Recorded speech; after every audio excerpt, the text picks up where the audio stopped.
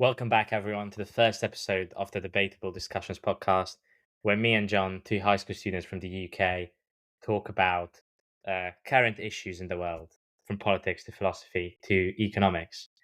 And I'd encourage everyone to listen for at least a minute today. And now I'm going to hand over to John. So today we're talking about, we're traveling to the world of economics, and we're going to be talking about communism versus capitalism. So we'll be exploring what they are, and also a main debate of which one is better. However, today we're very lucky to be joined by a special guest, Lochlan. Thank you very much for having me, guys. My name is Lochlan. I'm an undergrad student at the University of Bath, studying economics and politics, so looking forward to the discussion today. Amazing. So, firstly, we're going to talk a bit about what capitalism is and the definition of capitalism. So, capitalism is an economic system which is the most prevalent today, in which a country's trade and industry are controlled by private owners for the sake of profit. So, you've got companies which sell goods, people who buy those goods, and then the money keeps getting quote unquote recycled in this system, which is a privately based system. So, the state doesn't have that much control on the overall wealth. So what do you think about capitalism? Lochlan, we're going to start with you. Yeah, I mean, obviously we've grown up in the capitalist system. We're used to experiencing it every day. I think for most people as well today, they don't really consider the idea of an alternative system. It's something we've grown up with being indoctrinated into. And I think we're led to believe this is natural for us. This is almost a status quo for humans. Human nature itself leads us to believe that we're bred for competition. And I think it's interesting that we've had some recent contradictions in places like America, capitalist countries showing some socialist tendencies now. So it's interesting to see that the debate is starting up again. Yeah, I agree with you, Lochlan. I think everyone perhaps listening to this podcast will be in a capitalist society, perhaps, and we can't really see outside of a capitalist society because, as you said, we are naturally competitive, and competition is a key element of capitalism. You know, the laws of supply and demand, competition will drive up prices. However, I think the thing about capitalism, which for me is perhaps the most attractive to it, is the idea of personal liberty and this emphasis on how there's not much government intervention and how things are naturally allowed to sort of prosper and people are able to without any interference. Do any of you have anything more to say, Deanne? Yeah, just also, Lochlan's point is really interesting how we are moving into a world with more socialist ideas, more quote unquote communist ideas. So welfare states beginning to be implemented in most countries. Some might even argue, the NHS is a bit of a communist idea. Free healthcare is a bit of a communist idea. And it's also really interesting because there's this gray area. So a lot of people would just assume capitalism is good, communism is bad. But there are some things in both which are both good and bad. And that's really interesting to explore today. So yes. Moving on to communism. Communism is sort of presented perhaps as the opposite to capitalism, and today we've only got 5 existing communist states. These are obviously China, Cuba, Laos, Vietnam, and North Korea. However, what is communism? The big question. Well, it actually stems from Marxism, and basically the communism that we know today is really just this strain of Marxism that has evolved. And Marxism is basically sort of centered around the negative impact of ruling classes on labourers. And it posits that the struggle between social classes, specifically between the bourgeoisie or capitalists and the proletariat, who are the workers, defines economic relations in a capitalist economy and will lead inevitably to a communist revolution.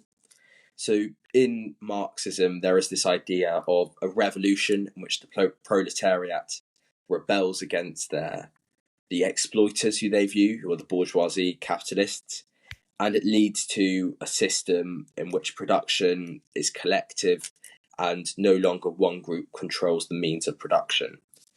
And as I previously said, communism is presented as this opposite to capitalism. So instead of having a lot of personal liberties, you have things like collective ownership. Lochlan, what do you think about communism? Yeah, I mean, one of the key defining factors when you kind of pare all the differences back is the centralized distribution of goods and services. And this has its merits and its downfalls. I mean, there's a few economists in America who are comparing it to the university grant system, where essentially you publish a paper on why you deserve the money. The government goes through it and deem the best use of that money is given to that given university.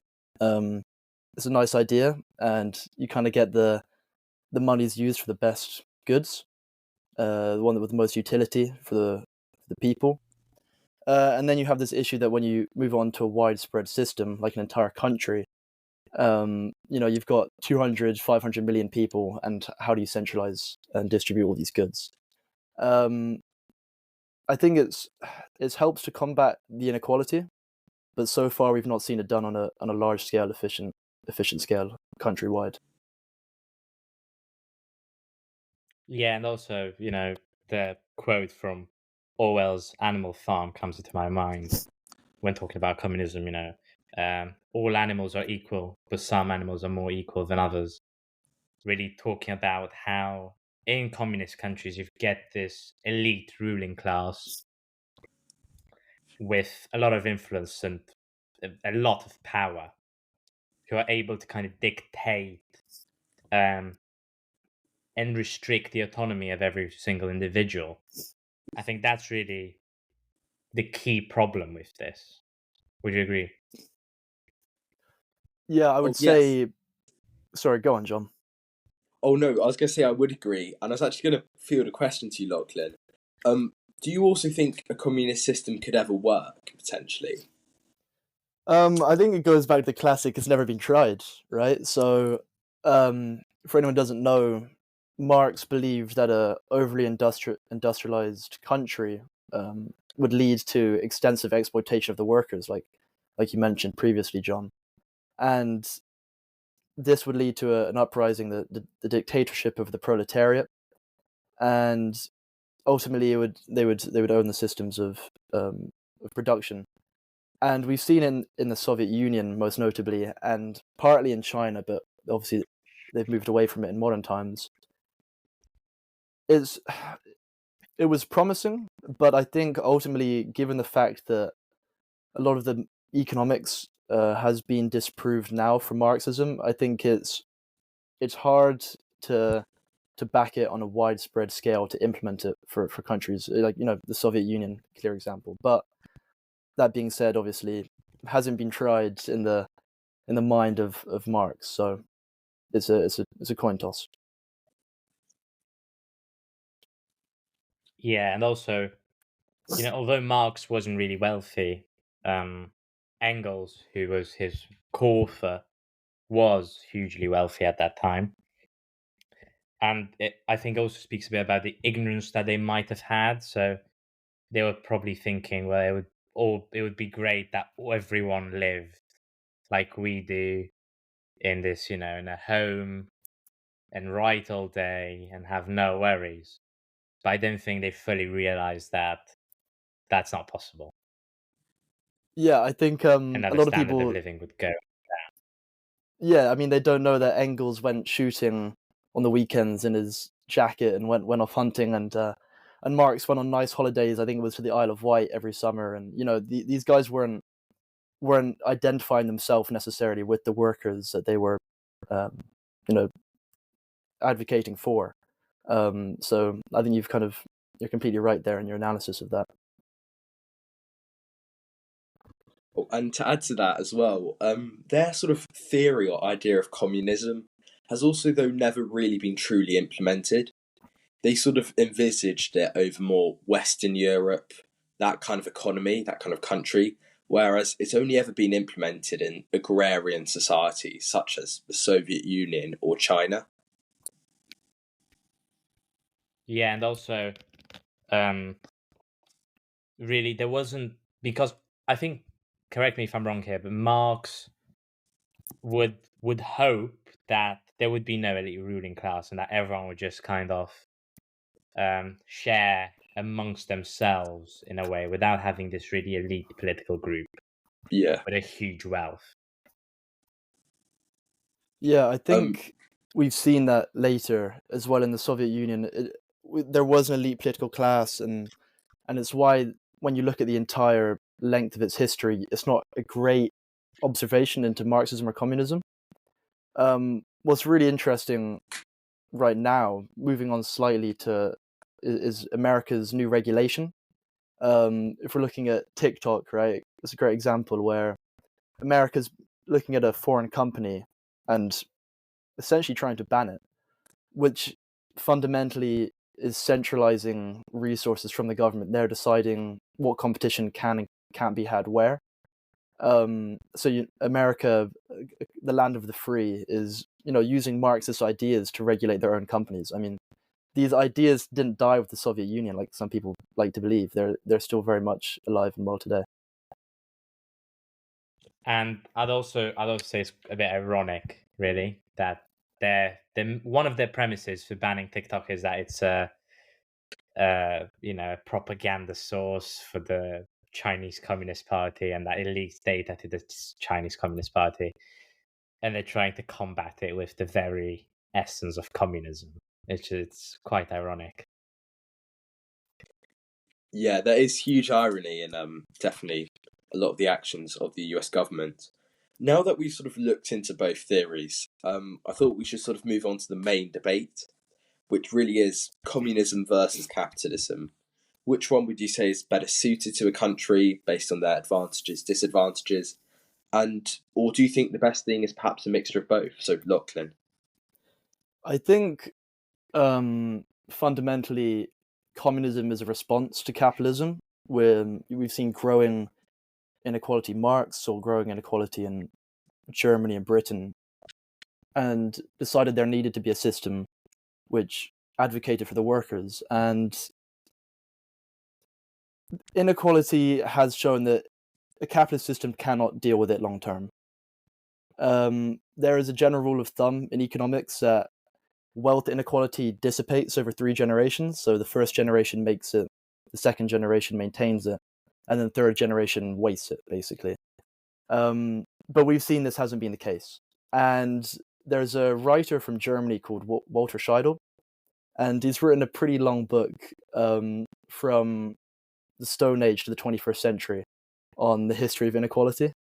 And what he's seen, that apart from revolution, societal collapse, plagues, and war, that in capitalist systems, inequality doesn't fall over time. So when we look at, in a long-term system, capitalism does lead to exploitation of the same people in the same generations over long periods of time. Whether communism effectively deals with that in the long term, I think that's needs a bit of discussion, to be honest. I was just going to say, though, that obviously you sort of have this exploitation of workers, infringement of freedom almost with capitalism. However, you've also got that disadvantage to communism in a similar style, in how communism sort of does come hand in hand, we see, with authoritarianism or totalitarianism.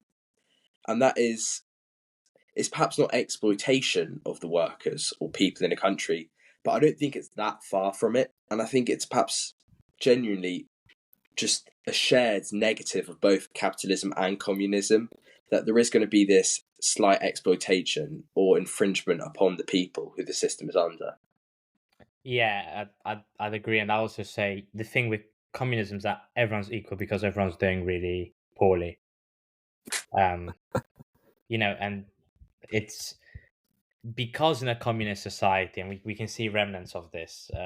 The salaries are low, corruption is very high, especially in positions with power, not positions where you get paid more, but positions with power, such as being a doctor or being even the butcher. you'd have an advantage because people would come to you with a need, and then you would supplement your income by taking bribes. Now, this is still a huge problem in the former communist bloc, especially in Eastern Europe. And, I'm not quite sure of the situation in China and Vietnam, but in Eastern Europe, this is definitely still a big issue, that you have those remnants of communism where people in these high influential roles will take bribes. And it's a communist society, but still with capitalist actions in a way, because people are supplementing their income by any means possible. So I think that's an interesting issue to bring up. I think that is obviously a tough one. The issue of taking bribes in high positions is one that honestly I don't think has been solved. I think we've seen there's been a lot of corruption, a lot of historical examples of communism. And going back to your point on the exploitation of workers, I would say capitalism is almost founded on the exploitation of workers in terms of when a technological advancement comes along, like we have with AI. This is what Marx saw in Britain and Germany post-industrialization. The workers are replaced by machinery, or in our case, artificial intelligence. They become dissatisfied, and he believes that they will rise up and revolt.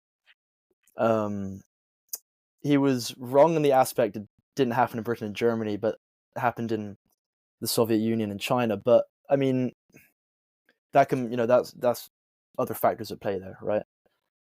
So in terms of exploitation, I would say neither system is clear there. I would say that capitalism, I think it's rather inherent that workers are exploited.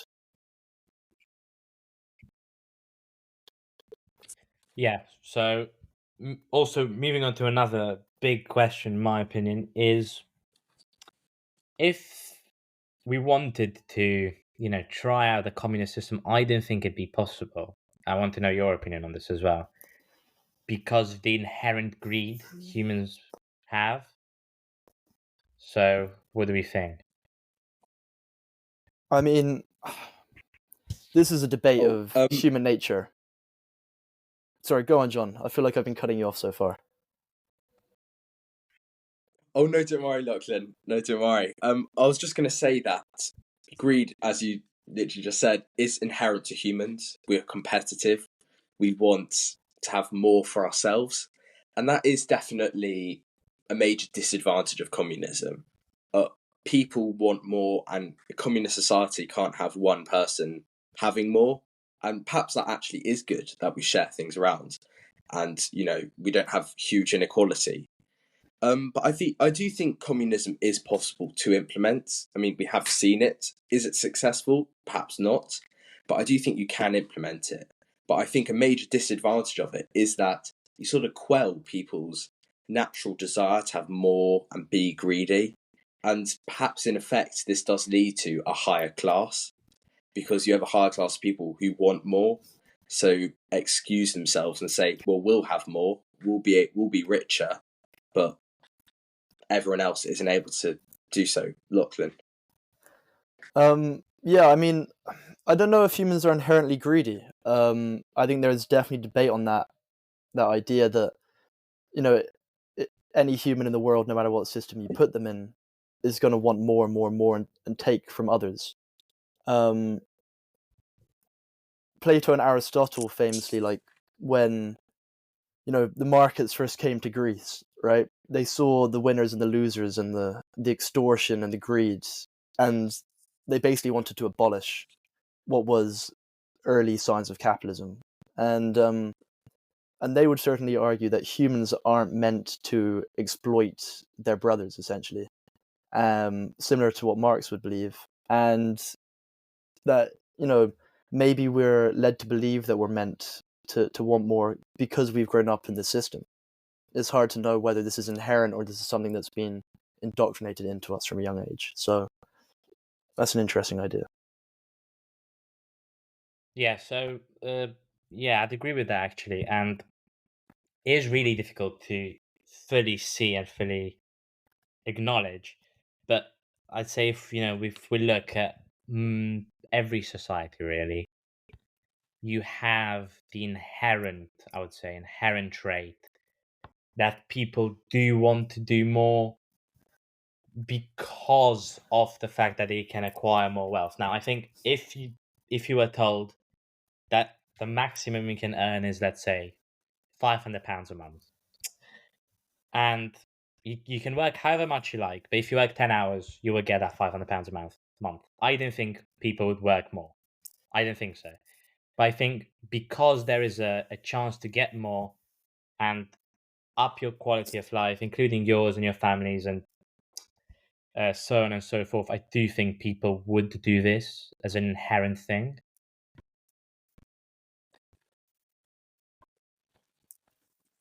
Okay, I mean, that is a constant issue, and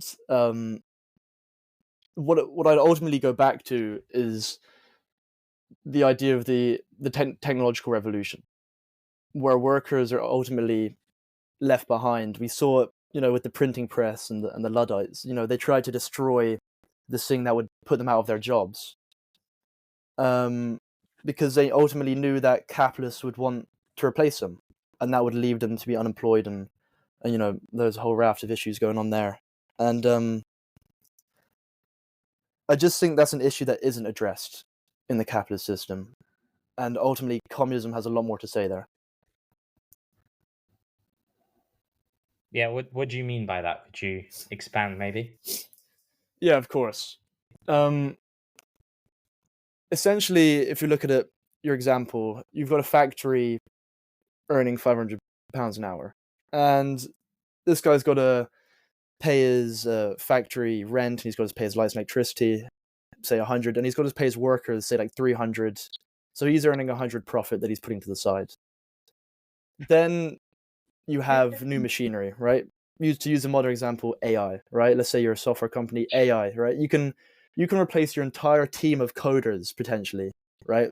That's 300 in wages that you convert to maybe 100 in AI, like electricity costs, right? So suddenly you've got 200 in costs and then 300 in profit. There is zero incentive for the capitalist to keep any of his workers, leading to ultimately to mass unemployment due to the fact that they're not needed anymore. And this is something that we are currently watching unfold before our eyes. And the regulation, I mean, America's shown they're prepared to regulate that. Yes, I definitely agree with both of you there. I think in a communist system, we'd have an incentive to work for longer than you're going to get paid for. It is of detriment. I was wondering though, that are the benefits of capitalism, as like a final question, do you think the benefits of capitalism overall, that economic growth, that's more likely to occur with capitalism than communism? Do you think that is perhaps better though than the workers, let's say, not being perhaps exploited, or in a communist society, not everyone getting equal? What do you think, Lochlan? I think there is no right answer to that question. I think it's ultimately your personal ethical views. How much do you value the idea that people are more equal to you in society? For some people, it's a dog eat dog world and let the free market run its course. What may be, may be. But I think countries like Sweden, Scandinavian countries have shown that, ultimately they're in a capitalist system, but the size of their welfare state, there's a different degree of support there.